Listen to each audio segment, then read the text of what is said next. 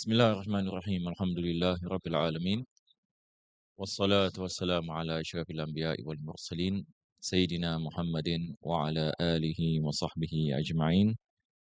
Alhamdulillah, we begin by praising Allah subhanahu wa ta'ala for this opportunity to continue with our lesson in Umdatul Salik, and we pray that Allah bless this lesson, make it a reason where our sins are forgiven, our prayers are answered. May Allah bless us with ikhlas, tawfiq and hidayah, and protect us from all difficulties, trials, and tribulations in dunya and akhirah. Ameen. Ya Rabbal Alameen. So we are still in the chapter of Tayammum, dry ablution.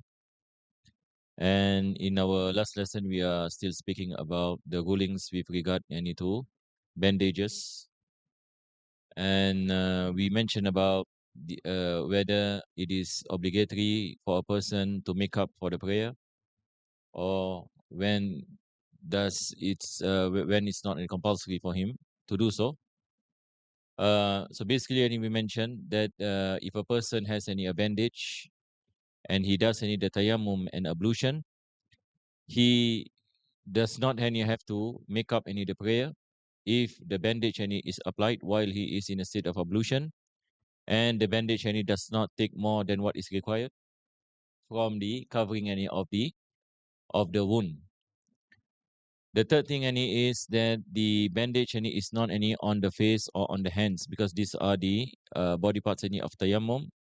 If the bandage any is at the feet, and all these three conditions any are there, he place it in a way that in a situation where he has ablution, and the bandage does not take up more than what it is needed, then there is no need for him to make up any the prayer.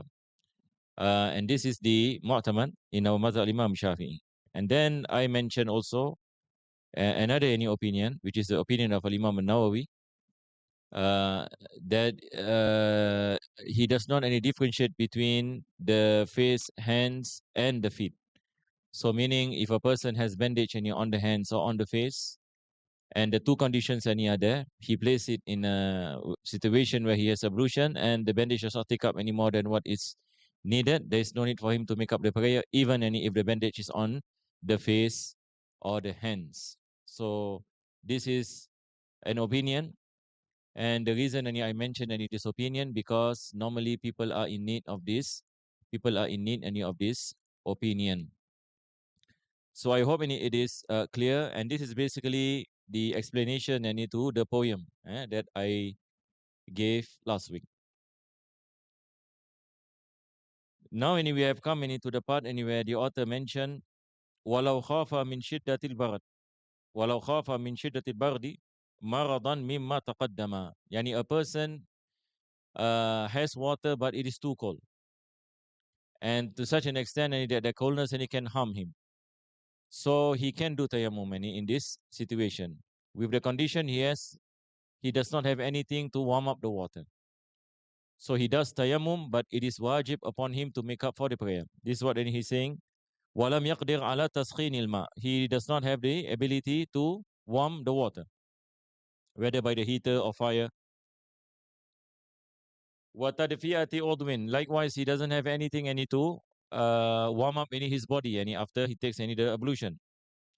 Tayammama wa'ada. So he does any tayammum, and then it is compulsory upon him to make up for the prayer.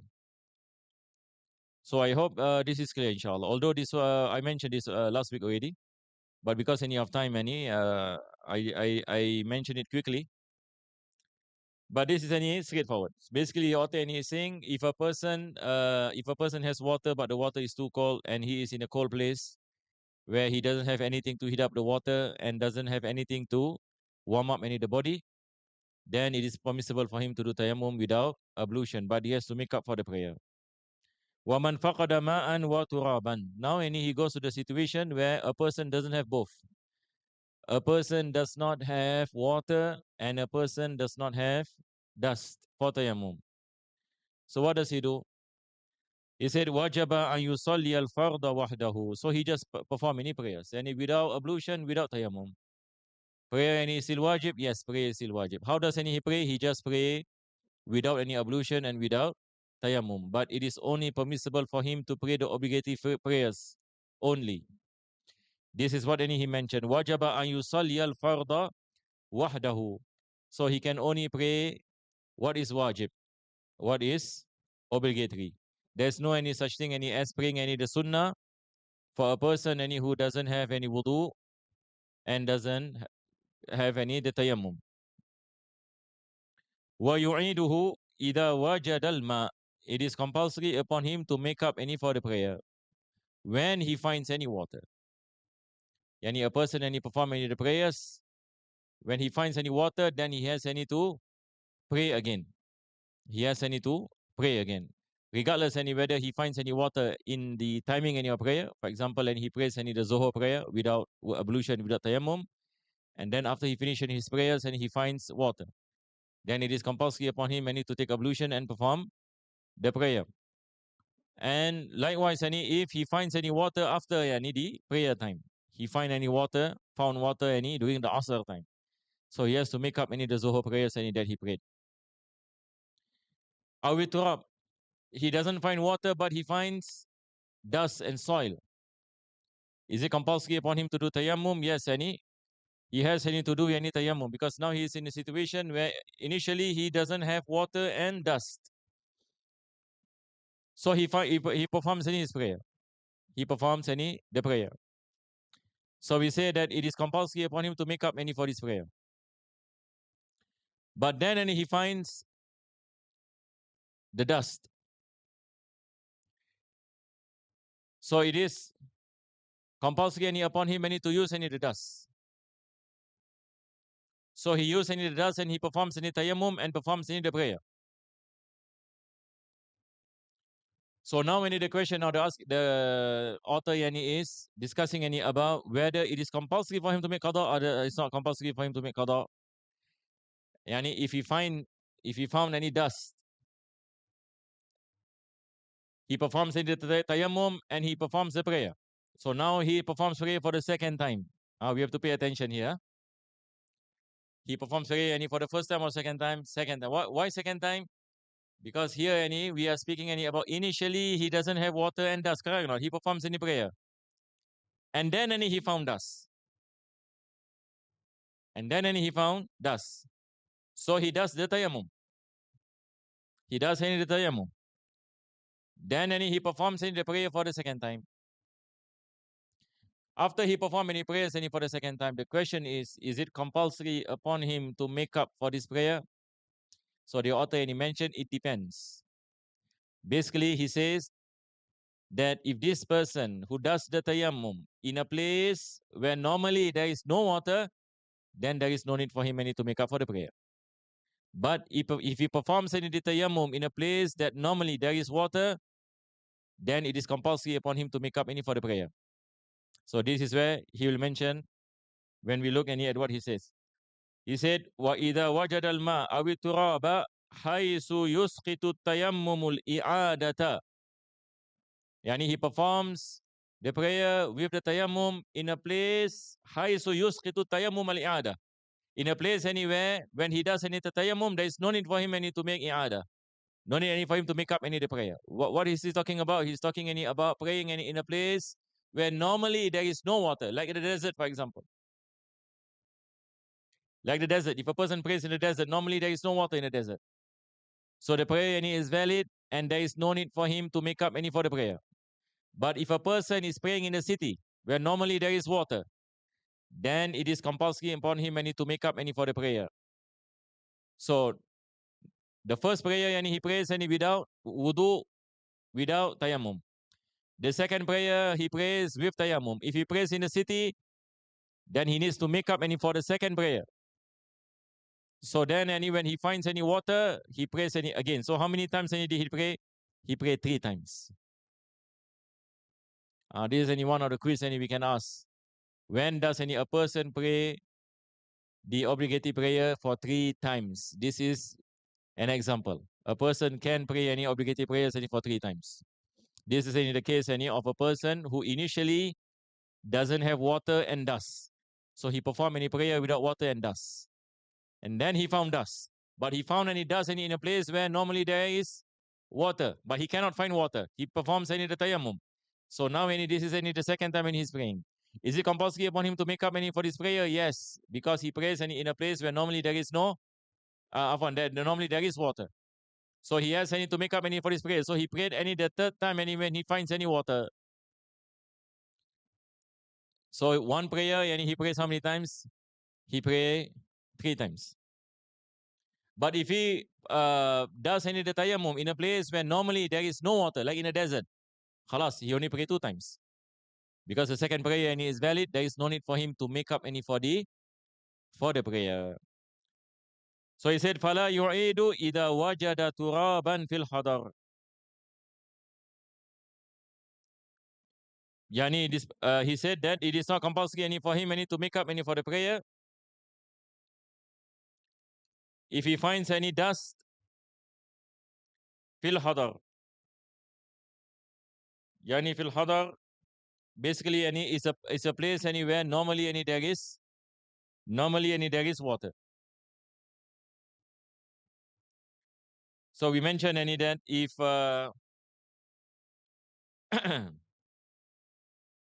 if a person prays in a place where normally there is any water, we mentioned that it is compulsory upon him to make up for the prayer. If he performs in a place where normally there is no water, it is not compulsory upon him to make up for the prayer. But here the author is speaking about if a person for example, he performs the prayer without any wudu and without any tayammum. He performs any prayer without wudu and without any tayammum. So we say it is compulsory upon him to make up for the prayer. When he finds any water, it is compulsory upon him to make up for the prayer. Or he performs does, it depends. If he performs in a place where normally there is water, then it is compulsory upon him to make up. If he prays in a place where normally there is no water, then it is not compulsory upon him to make up.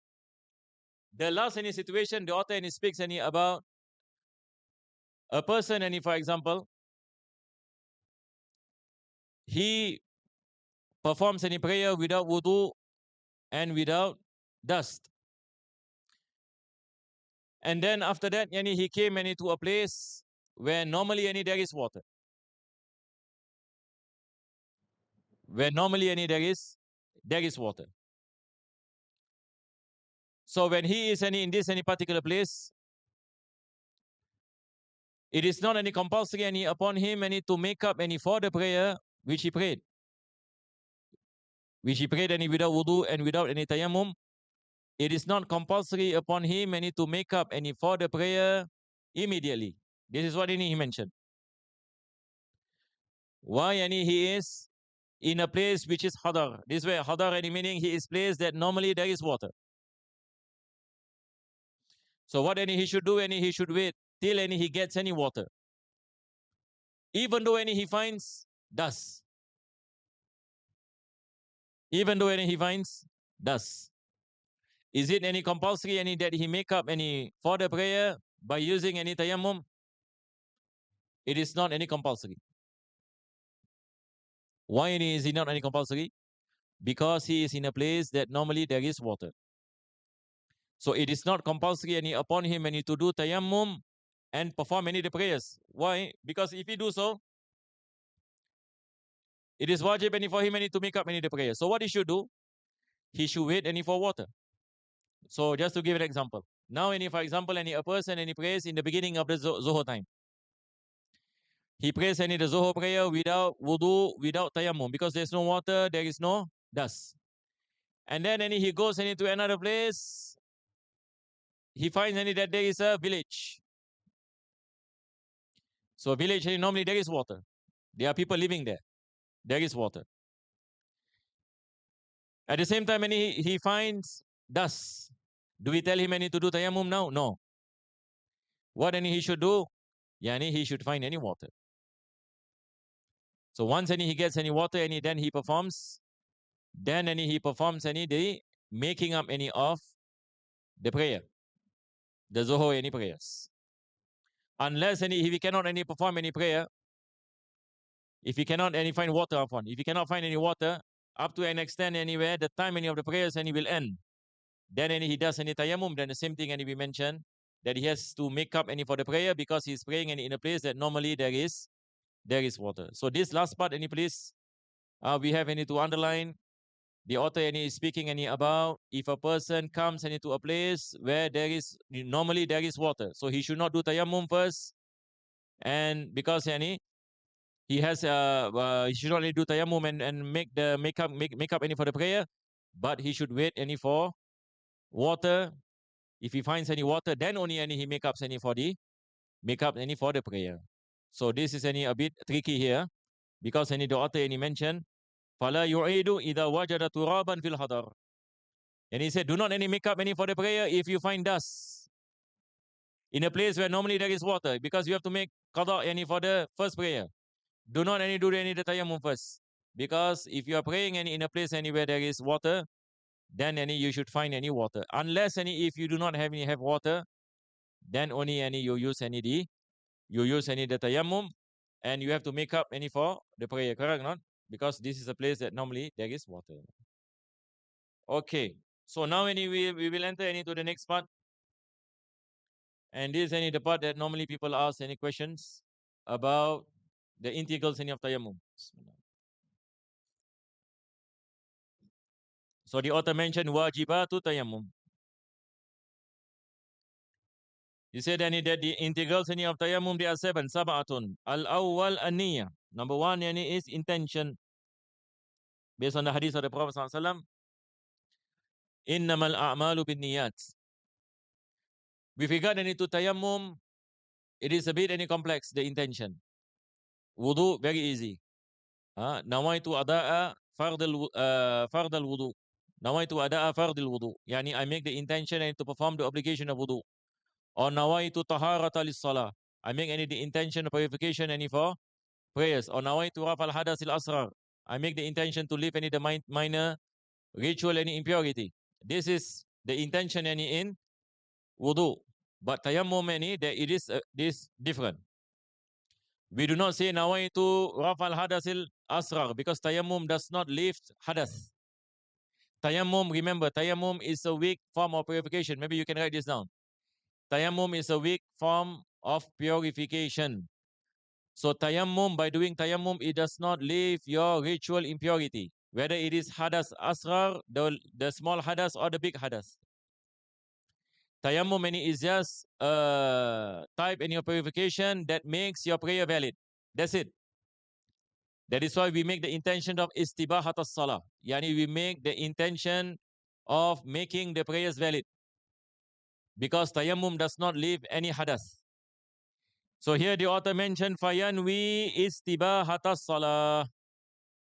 Istibahat as-salah. So how do you make any the intention? You say nawaitu tayammum listibahati fardis salah. And if you are praying any fard prayers, for example, I'm going to pray the Zohor prayers. I'm going to pray the Zohor prayers. So now I want to do tayammum. So I make the intention nawaitu tayammum listibahati. It is wajib any for me to add fard this salah. Because the prayer that I'm going to pray with this tayammum is the obligatory prayer. So I have any to include the fardiyah. Remember. So in English, any how do we translate this? We say I make the intention any of tayammum for the validity of the obligatory prayer. Lillahi ta'ala. Easy. Tamam? So remember this. Do not yani, make the intention nawaitu fardat tayammum. Not valid. It is not valid. Or a person say nawaitu tayammum lillah. Not valid. There's no such thing. I make tayammum for the sake of Allah, then you do the tapping. No. You have any to specify. Whether you are doing tayammum any for the fard prayers, or you are doing tayammum for the sunnah prayers, or the third category which we'll speak about is sujud syukur or sujud tilawah or stationery of the Quran. Tamam? So these are the three stages. So we make the intention of istibaha as-salah. Aw istibahata muftakirin ila tayammum. We say nawaitu tayammum lis-salah. Nawaitu tayammum lis-sajdati syukur. Yani a person he wants to make sujud syukur. He doesn't have wudu. So now sujud syukur, do you need wudu? Do you need to be in a state of ablution for sujud syukur? Yes. Likewise sujud tilawah. But now I'm doing tayammum instead. So how do I make the intention? I say nawaitu istibahata sajdati syukur lillahi ta'ala. So this is one example of muftakirin yani ila istibaha muftakirin ila tayammum. Likewise, I want to pray the duha prayers. Duha prayers is a sunnah prayer. So how do I make the intention? I say nawaitu istibahata as-salah. No need any fardiyah. So I say nawaitu istibahata as-salah. Enough. I can perform any of the sunnah prayers with this intention. Or I can say nawaitu istibahata sunnati duha. I can specify, no issue. Or I say nawaitu istibahata sunnati salah. Also can. So either I say nawaitu istibahata salah, nawaitu istibahata sunnati salah, nawaitu istibahata sunnati duha. It is permissible. But you have to differentiate with the obligatory prayer. That's what I mentioned. The obligatory prayer, you say nawaitu istibahata fardi salati zuhur. And you can add zuhur or you don't say zuhur, no issue. But what is important is fardiyah. You must say nawaitu istibahata fardi salah. All this we will discuss later. Later on, the author will give an examples. Then the author mentioned wala takfi niyatu raf'il hadath. It is not permissible to intend raf'ul hadath, lift minor ritual impurity. It is not valid. If I say nawaitu tayammum li raf'il hadathil asrar lillahi ta'ala, not valid. Why? As what we mentioned, tayammum is a weak form of purification. Tayammum cannot remove any hadath. Whether it is hadath al-asghar, the small any hadath or minor hadath, or hadath al-akbar, the major hadath. Tayammum cannot remove. But wudu can. Wudu yani remove the minor hadath, right? That's why in wudu we say nawaitu raf al-hadathil asghar lillahi ta'ala. No issue. But tayammum, you cannot say nawaitu tayammum nawaitu tayammum li raf'il hadathil asghar. This is not any valid. Wala fardit tayammum. As what I mentioned earlier. I cannot intend nawaitu fardat tayammum. Nawaitu fardat tayammum. This is not any valid. This kind of intention is not valid.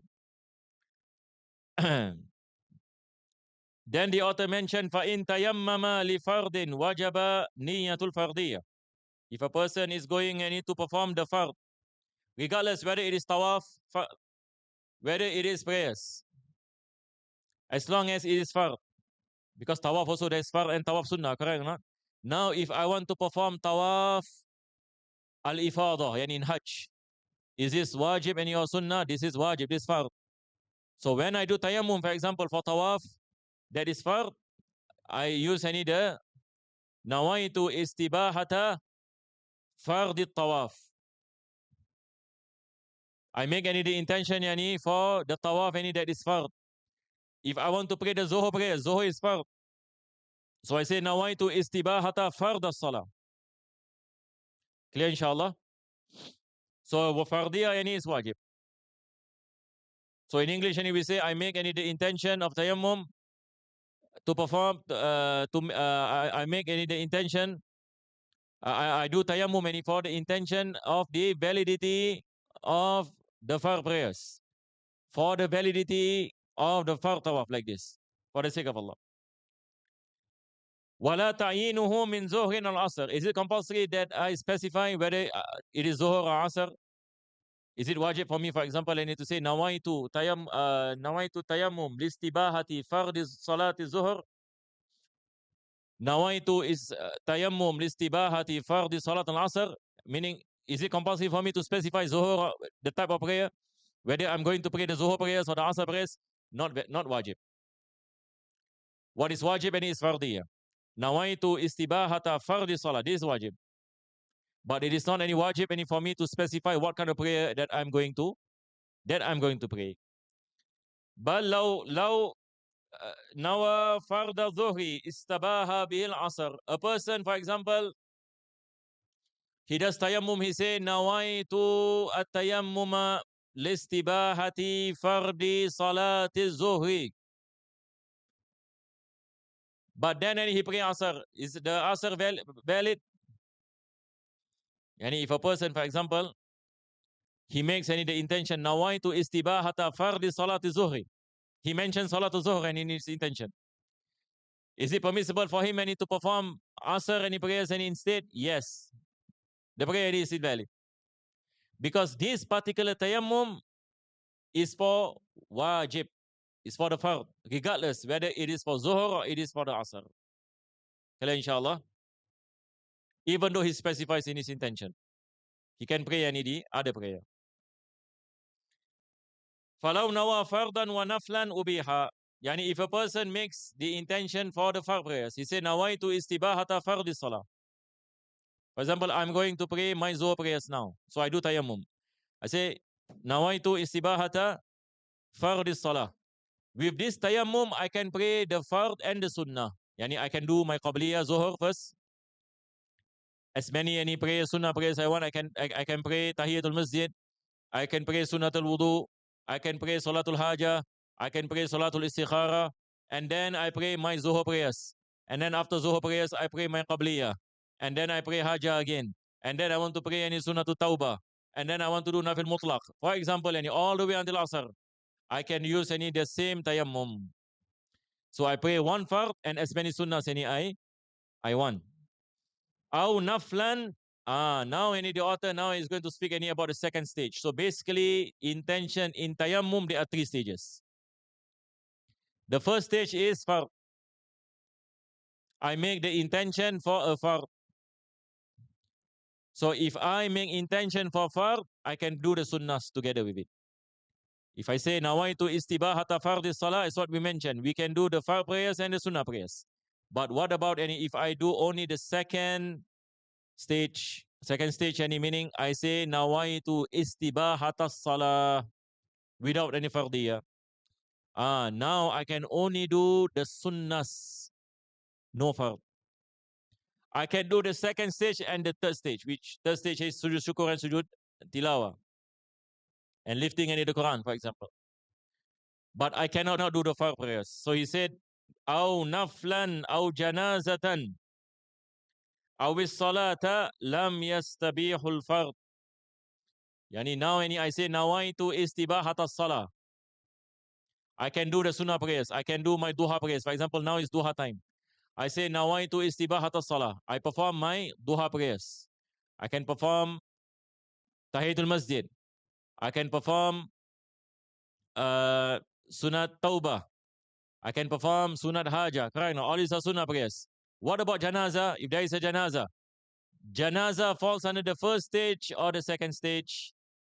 This one, you have to write this down. Otherwise, you will forget. You have to memorize this. This can be tricky. A lot of people thinks that janazah, since janazah is fardu kifaya, a lot of people thought that it must be in the first stage. Meaning, if I want to pray janazah prayers with tayammum, a lot of people might be thinking that I have to say nawaitu istibahata fardhi salah. The answer is no. Janazah prayers it falls under the second category. That is nawaitu istibahata salah. So janazah prayers it falls under the second stage. Clear, inshallah? Meaning if I do tayammum to do the duha prayers, can I do tayammum for janazah prayers? Yes. Because since we say that janazah prayers falls under which stage? it falls any under the second stage, not the first stage. If janazah prayers and it falls under the first stage, I cannot pray janazah prayers with the tayammum for duha prayers. Correct or not? So since any janazah prayers and it falls any under the second stage, so I can do janazah prayers any with the tayammum for sunnah prayers. So this is where the author any mentioned falau nawa. What he say? He say au naflan au janazatan. Why? And he purposely put janazah because people might be thinking janazah prayers any fardu kifaya. But he say au janazatan. Yani this goes back and into nafil. Awis salah. Yani he just make the intention of salah. Yani meaning in his tayammum, in his intention, either he say nawaitu istibahata salatil janazah or nawaitu istibahata salah. Yani both. This falls any under the second yani stage. Lam yastabih al farda, meaning he cannot pray the fard prayers.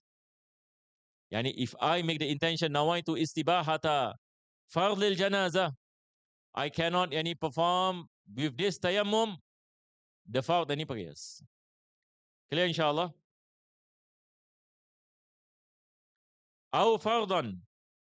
Now is another situation. Now any the author say that if a person does the tayammum for the fard prayers, say nawaitu istibahata fardis salah, now he can do everything. Yani he can do the zuhur prayers. After the zuhur prayers, for example, he can pray the janazah prayers if there is janazah prayers. He doesn't have any to take another tayammum because this falls under the second category. This falls any under the second category. About doing it out, I want to read later. I read out any from Baijuri, the book by Al-Imam Baijuri. Actually, I wanted to do a chart. Earlier, I wanted to do a chart regarding this, but because I got no time. But inshallah, after this, we will see how. But just try to understand first about the first stage, second stage, and third stage. First stage, I make the intention of the fard prayers. Second stage, I make the intention of the as-salah or the sunnah prayers or janazah prayers. The third stage is the sujud syukur or sujud tilawah. So if I perform tayammum for the first stage, I can perform second and third. If I do tayammum for the second stage, I can only perform the second stage and the third stage. If I do tayammum for the third stage, I can only do the third stage. I cannot do the second and the first. So this is the sequence. So the author mentioned now fardan falahu naflu munfaridan. Yani if a person and he makes the first stage, he can perform the fard and also he can perform any the sunnah only. Munfaridan here meaning, let me give you an example. Now, for example, I make tayammum. I do any my tayammum. And I make any the intention nawaitu istibahata fardhi salah. I make any the intention I need to perform the fard any prayers. This is any my intention. But then I did not any perform my fard prayers. Can I perform any my sunnah prayers? This is any the question. Can I only perform sunnah prayers for the tayammum which I intend for fard prayers? The answer is yes. This is what the author any mentioned. Yani even if a person does not perform the fard prayers with the tayammum which he intend any for fard, he can perform any for the sunnah prayers only. Yani if he only performs any the sunnah. If he only any performs any the sunnah. So meaning it doesn't mean any that a person and he does any tayammum for fard prayers, it is wajib any upon him any to only perform any the fard prayers.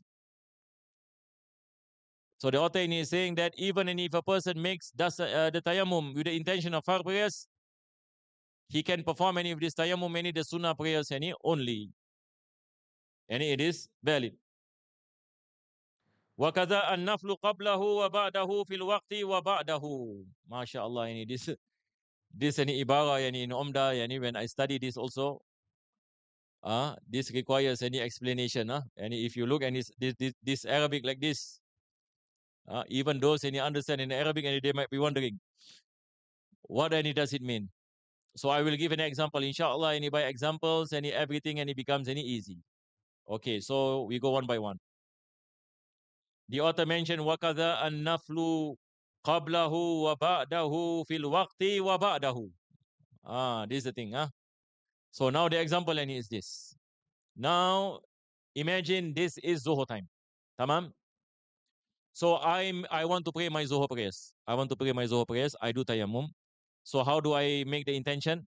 I say nawaitu tayammum listibahati fardhi salah. Correct or not? I must make fardhu salah. I want to pray Zuhur prayers.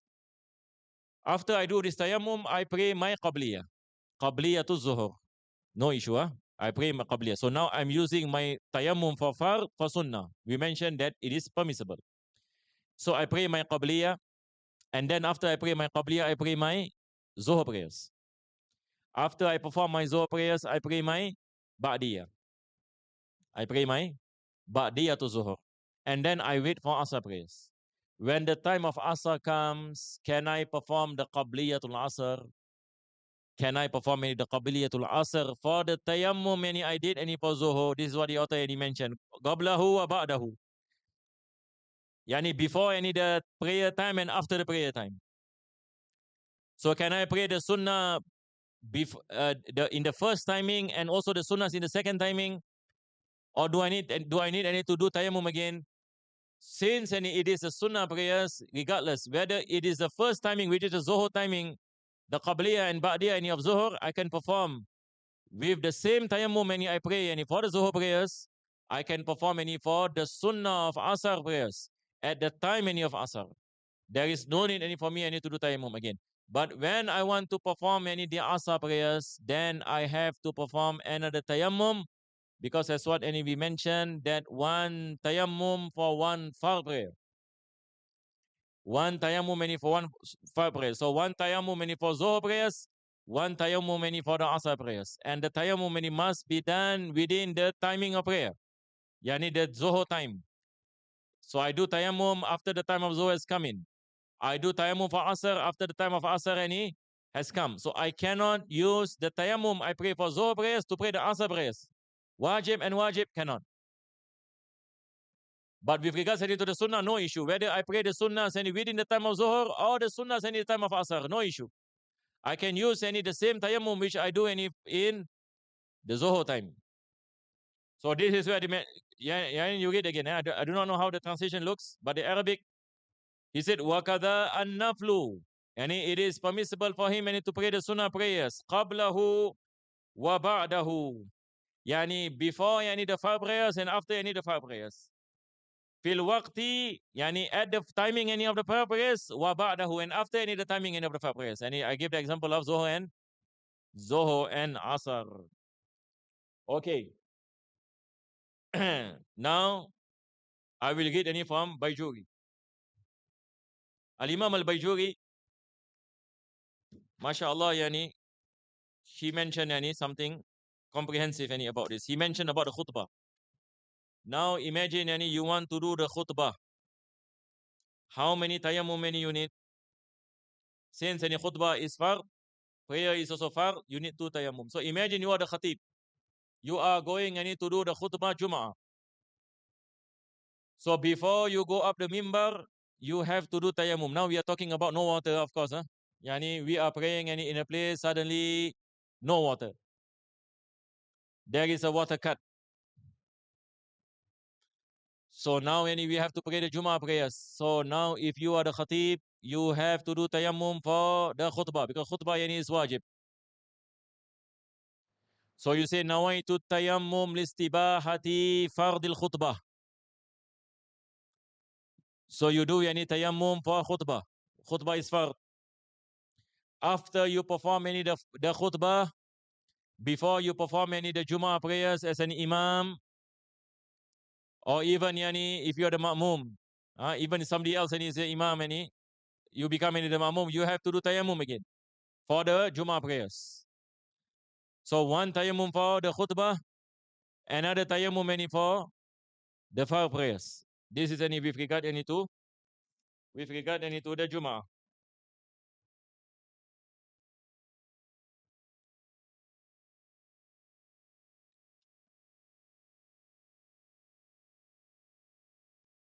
Sheikh Yani Taha in his commentary and he mentioned yani what Al-Imam Bayjuri.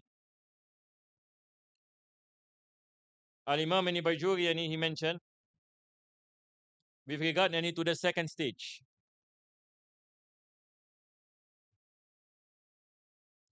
Afwan, when we go to the first stage, huh? First stage first. So he say fardu salah walau manzura wa fardu tawaf. Yani he gave the example. A person whether he wants to perform any the fard prayers or the sunnah prayers but nazar. So now I make any vow to perform the duha prayers. So how any do I intend? I have to include fardiyah. Tamam? So this falls under the first stage and not the second stage. Because now it becomes wajib. Likewise, if I want to do the tawaf, as what I mentioned earlier, tawaf, there is tawaf fard, there is tawaf any sunnah. So I have any to make any the intention of the first stage if I want to do the tawaf any that is fard.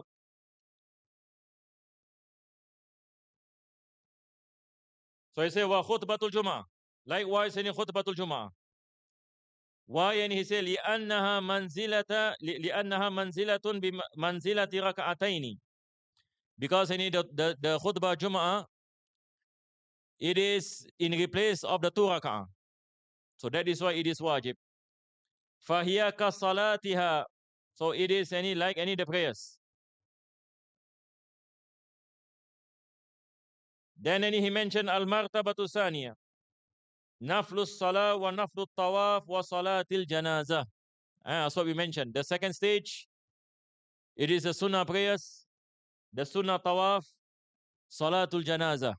Salatul janazah falls any under the second category. So that is why if you are doing tayammum for janazah prayers, for example, you see janazah and you don't have water, you do tayammum, you say nawaitu istibahata salah, not fardiyah. Istibahata as-salah, because this any falls any under the second stage. Why any is salatul janazah second stage? Imam Bayjuri mentioned it here. He said لأنها وإن كانت فرض كفاية. Imam Bayjuri and he mentioned even though salatul janazah is fardu kifaya fal asahu annaha kan nafil. He said that the preferred any opinion in the madhab is that it is like the sunnah prayers. لأنها أشبهته في جواز الترك. Because it has any similarity with the sunnah prayers. Because you cannot any pray the janazah prayer. It's not wajib for you to pray. So here there is resemblance any with the sunnah prayer. So that is why it falls under the second category and not any the first category. And then he mentioned al-martabatu salisa, the third stage. He said, Ma ada dhalika kasajati tilawati wa shukri wa qira'atil Qur'an min al-junub. The third stage is sujudu shukr, sujudu tilawa, and recitation of the Quran for the person who is in janaba. Wa masul mushaf wa tamkinul halil. All these are examples. A person wants to touch the mushaf. He does tayammum with the intention of touching the mushaf. This falls under the third category. So these are so many of the examples he mentioned.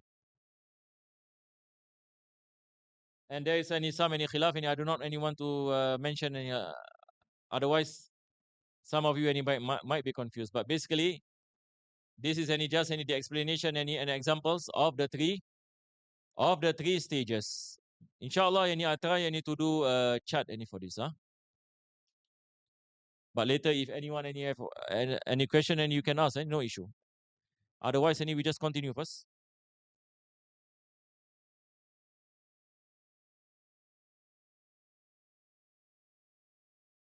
Sorry. Then the author mentioned.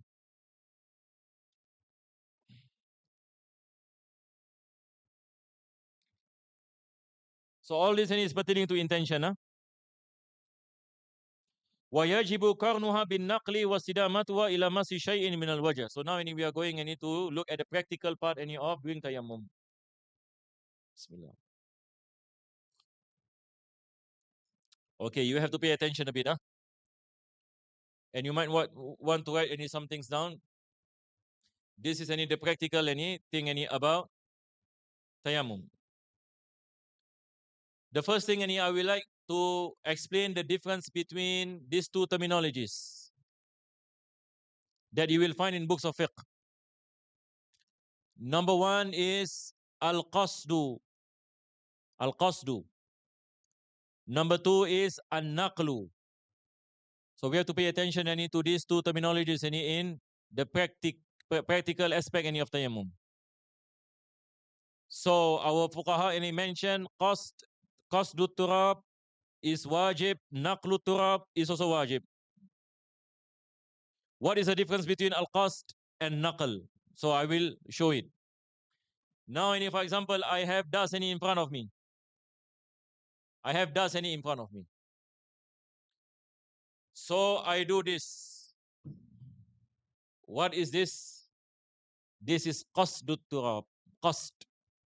Yani I intend to use the dust for tayammum. So our scholars name this terminology qasd. This is wajib. This is wajib. So later on, he will give an example that if I do this, if there is a sandstorm, and I put my hands like this, and the dust is blowing at my face, and I do this, I make the intention of tayammum. This is not valid because there is no qasd. So I have to do something to intend for using the dust.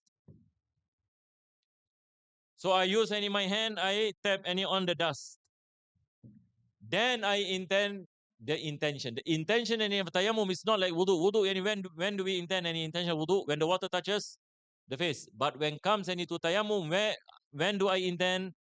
Nawaitu istibahata fardhi salah. I intend when I do qasd. When I tap on the dust, now I intend the tayammum. Now like this.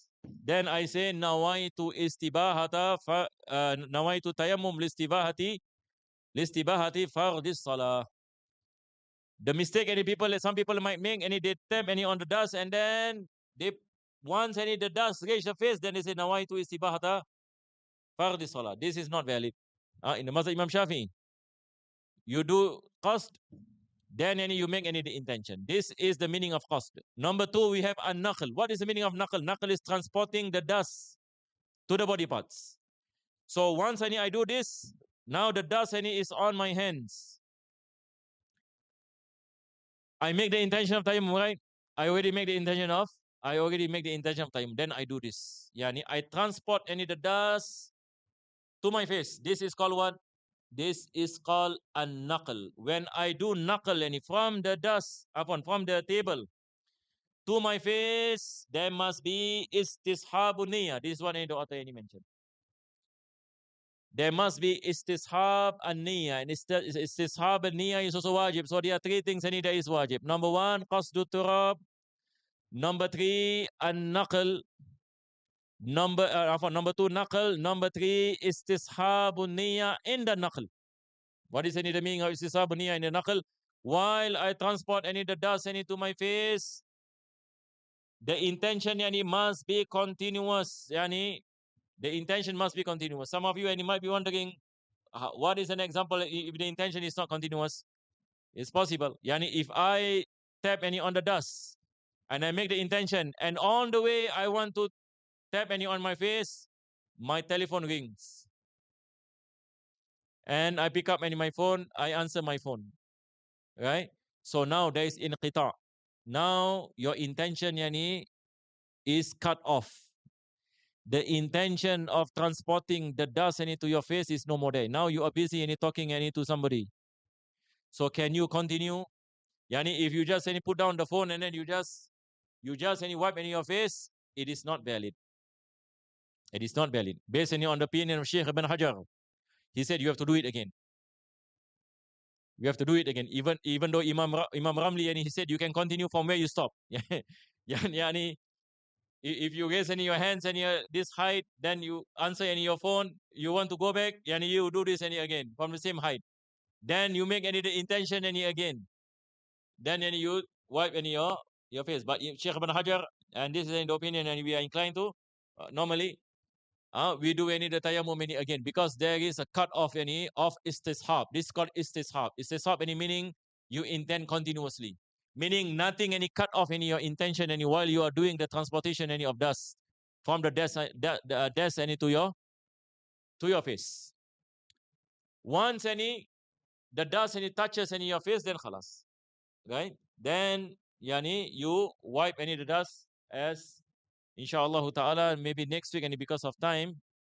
Next week, any I will show all these things any that the author any mention any how we go about doing any our tayammum any practically. So I hope any it is clear. So today any alhamdulillah any we have covered any the part any of intention. So now any you can imagine any in tayammum any we have to differentiate between the fard prayers, the sunnah prayers, the sujud syukur or sujud tilawah, right? We have the first stage, second stage, third stage. If you intend for the first stage, you can do the second and the third. If you intend the second stage, you can only do the second and the third. If you intend the third stage, you can only do for the third. You cannot do the second and the first. With regard to khutbah al-Jum'ah, it falls any under the first category. With regard to Salatul Janazah, it falls under which? It falls any under the second any category. Correct or not? So these are some of the things any that we have any to take note of. Wallahu a'lam bis-shawab. Now any I will look into the questions and inshallah. So now any we have any our first any question. Assalamu alaikum wa alaikum salam. Last week regarding the female nurse touching men. When we have wudu, you mentioned we can taqlid to mazhab Hanafi, but we need to take wudu as per sah in mazhab Hanafi. Yeah. With regard any to mazhab any Hanafi, it is very easy. Mazhab any Hanafi, there are only 4 integrals: washing of the face, washing of the hands, wiping this part of the head, 1/4 in the nasia, and washing any of the feet. So basically, it is the same any as the wudu in mazhab Shafi'i. So usually we don't worry about the Hanafi wudu.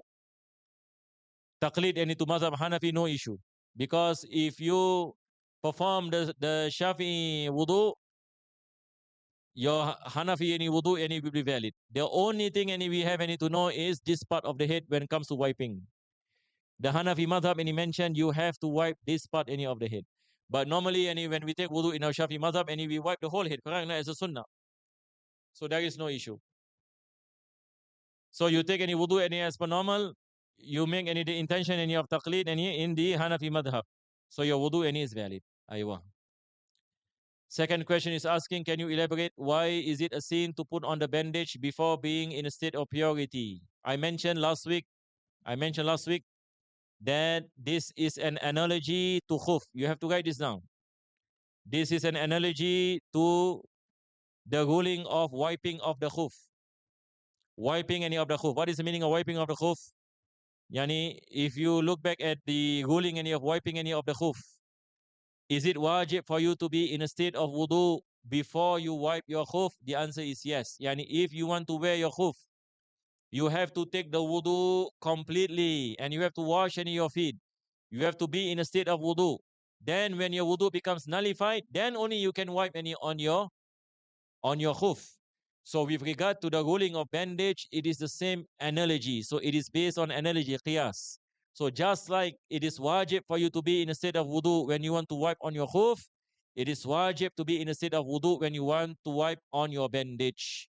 So please, I think we have to write this down because I think this is the third time somebody asked this question. So usually this thing we might forget, right? But once we write this down, inshallah, we will remember. When the injury happened, the person is not in a state of purity, but he needs to be bandaged to stop the bleeding or perhaps a cast due to fracture. In this situation, he still prays his obligatory prayers with the intention to do his qada when he has fully recovered. Is it sinful for him even though he does all this? I also mentioned that if you are unable to take wudu because of pain, it is excused. It's not sinful. When it becomes sinful? It becomes sinful when you have the capacity to take wudu, but you chose not to take wudu. So now you want to apply bandage. Now we ask the question, can you take wudu now? Can you take any ablution? If the answer is yes, and you can take ablution. but you choose not to take ablution. Now, this is sinful.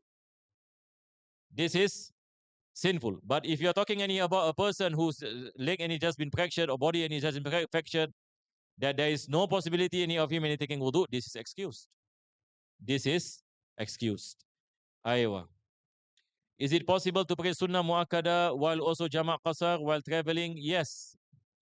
You can any pray any sunnah muakkada. Can I just qada all the muakkada at night after combining prayers during the day? Yes. If you are traveling, there are, what you call it, you are excused for the sunnahs. You can any pray, even any you can pray any when you reach your country. Then any you can make up any for the muakkada. Aywa. Question is asking, I'm confused any with the stages. I was under the impression that tayammum can only use for one prayer, even for sunnah or wajib. So as what I mentioned, there are 3 stages.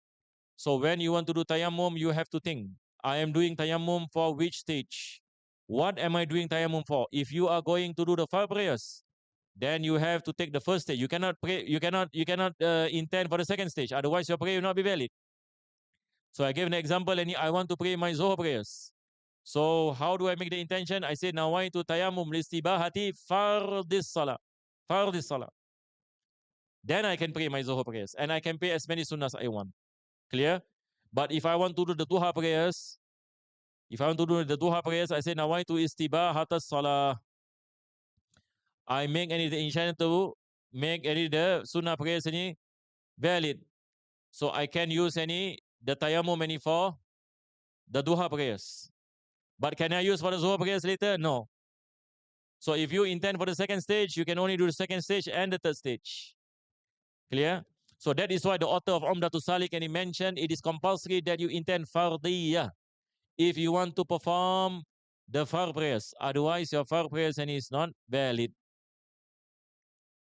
Assalamu alaikum wa alaikum salam. Can I use same tayammum for both fard prayers? When we jamak the prayers, no. It is not permissible and your prayers and it will not become valid. A person asking about jamak prayers. Now I combine Zohar and Asr. How many tayammum must I do? I must do 2 tayammum. Yani I do the first tayammum for the Zohar prayers. After I finish any my Zohar prayers, I do my tayammum again. How do I intend? Intend first stage because now I'm going to pray the Asr prayers. So 1 tayammum for Zohar prayers, 1 tayammum and for Asr prayers. If you only do 1 tayammum, only your first prayer is valid. Second prayer not valid. Next question, niyat for Salat Jumaat is fard or sunnah? Salat Jumaat is fard, not sunnah. Salat Jumaat, nawaitu tayammum listibahati fardis salatil jumu'ah. Right? Or you say nawaitu tayammum listibahati fardis salah. No issue. You can perform this tayammum for Jumaat. Jumaat is not sunnah. Jumaat is wajib, fard. Salat Janazah too is fard or sunnah. Salat Janazah is what we mentioned. It is fardu kifayah, not fardu ain. Fardu kifaya. So since you have the option to pray janazah or not to pray janazah, Al-Imam Baijuri, as well I read earlier, Al-Imam and Baijuri mentioned there is resemblance and with the sunnah prayers, as such it falls under the second category, not the first. So if I want to pray the janazah prayers, I make the intention nawaitu istibahatas salah. Clear inshallah? I use the second stage, not the first stage, for janazah prayers. Even though janazah prayers is what? Is fard, but it is fardu kifayah. Salat Jumaat is fard ain. There is a difference. Assalamu alaikum wa alaikum salam. In the instance, any of your example of a water cut where normally water can be found, and for the Friday prayer, both the Imam and Ma'mum will perform the tayammum if water is restored after for the Friday prayer. Will they have to repeat any day prayer? Yes, if it is in a place where normally there is water.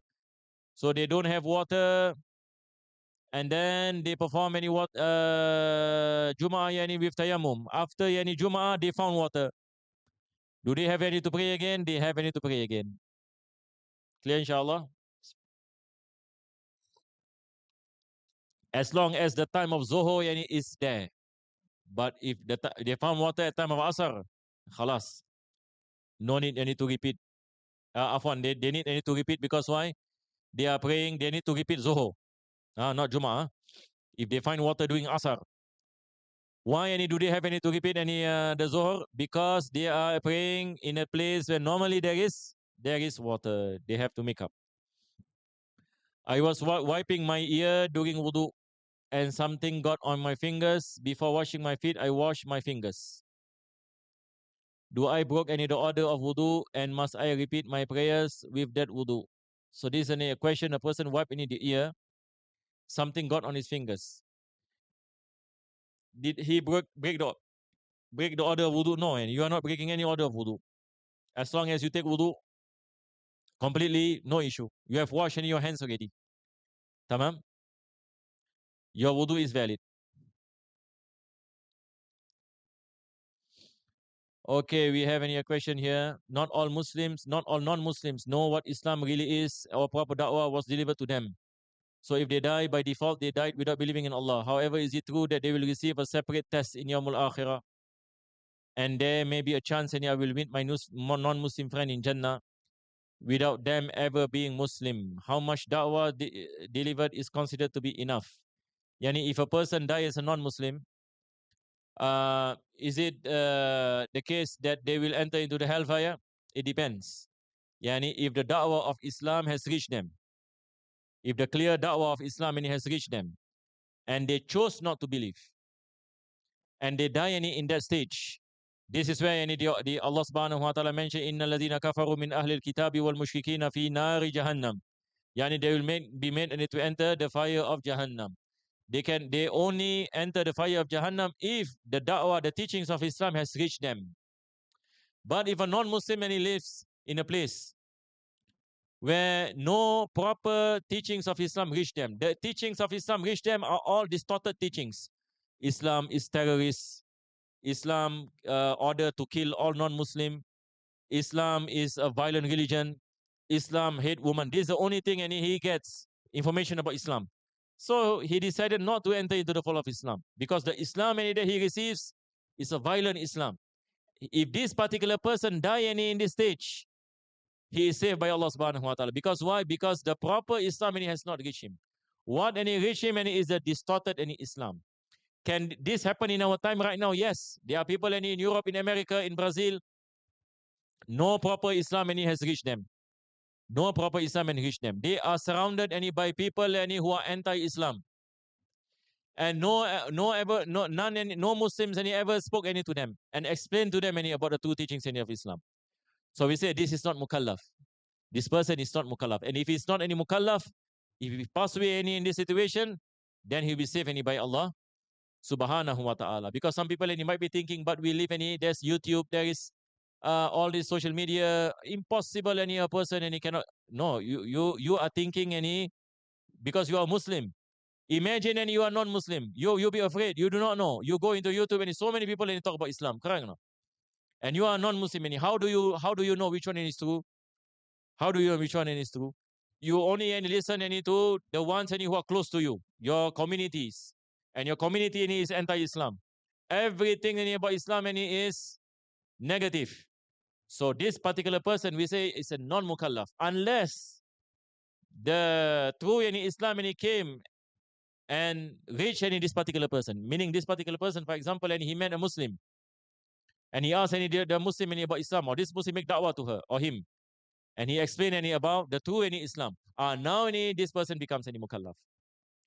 Now this person becomes mukallaf. So now, since he is a mukallaf, now he is responsible in front of Allah subhanahu wa ta'ala.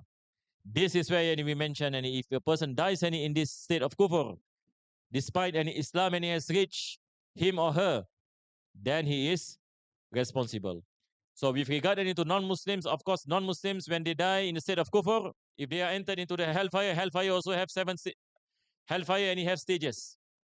Not all non-Muslims will be punished the same. The non-Muslims who bears enmity to Islam or kill Muslims, these are the severe punishment is awaiting them. Likewise, the hypocrites, the one who cause a lot of issues to the Muslim communities, and they do not believe in Allah subhanahu wa ta'ala despite knowing the truth, they will be punished. And because since some people they become the reason of the whole generation not embracing Islam, they will receive more punishment than the others. So with regard to the punishment, it differs from one person to another person. and everything goes back into the knowledge of Allah subhanahu wa ta'ala. The next question, my friend has a girlfriend and plans to get married when he can. However, he interacts with the girl online by calls, games. Both sides of parents are aware of this. Is this permissible? Since any the intention and is for halal. If not, any what is your advice? With regard any to communication by phone, it is only any specific any to getting any to know for the sake any of marriage. If anything that is beyond that, it is not permissible. If anything that is beyond that, for example, and if a person wants any to get to know a girl, for example, and the intention any is to get married, and the intention any is to know how the what the girl any thinks any about life, about certain any questions that has to be answered, for example, with regard any to goals any in life, with regard any to Islam, how any he or she any views a certain any issue, for example, to know any what is her understanding any about Islam, how, and if you are engaging in conversation because any you want any to get married and you have any some questions and with regard any to life any, for example, because you are going any to build any relationship any with potential relationship any with this person, it is impossible for you to talk to her or to him and ask any this important any questions any for the sake any of marriage, but not anything any that is beyond that. If anything any goes any beyond that any for the sake any of fun, not any because any I want to get married, but just any for the sake any of having fun, for the sake any of laughter, then any it is not any permissible. So this permissibility any has a boundary. This is what I'm trying to say. It is permissible, but it is not any permissible any, not like today any, for example, any a person any speak any about everything any under the sun. That is not any permissible. So it has any to be within any the boundaries any of getting to know any for marriage. Wallahu a'lam bis-sawab. ربنا تقبل دعانا إنك أنت السميع العليم وتب علينا إنك أنت التواب الرحيم واختم بصالحات أعمالنا وأجر الله الكريم بفضل سبحان ربك رب العزة عما يصفون وسلام على المرسلين والحمد لله رب العالمين. تقبل الله